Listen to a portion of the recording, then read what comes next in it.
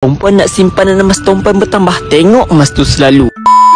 Duit dalam akaun bank jangan tengok selalu. Lagi kerap kita tengok, lagi cepat duit tu habis. Tapi berbeza pula dengan emas. Lagi kerap kita tengok, lagi cepat simpanan emas kita bertambah. Salah satu tips penting nak pastikan tabungan emas kita sentiasa bertambah, kena tengok emas tu selalu. Lagi kerap kita tengok, lagi cepatlah emas kita bertambah. Macam pelik kan? Tapi itulah realitinya. Rahsia simpanan emas kita cepat bertambah bila ada je duit lebihan, beli dah simpan je. Itulah sebabnya kenapa yang dah bekerja bertahun-tahun tapi tak ada simpanan. Tapi bila kena je emas, jumlah simpanan emas dia sentiasa bertambah. Mula-mula tengok 1 gram, lepas tu dah ada 1 gram. Dah ada 1 gram, nak ada 1 dinar pula. Dah ada 1 dinar, nak ada 10 dinar pula. Itulah aura bila mana kita selalu tengok emas. Kita akan lagi semangat nak tambah simpanan emas kita sebab kita nampak hasil simpanan kita. Nak simpan emas mudah je. Kita boleh simpan emas serendah RM100 dan ke atas melalui akaun Emas Gap. Inilah cara yang paling mudah dan paling murah nak simpan emas sekarang ni.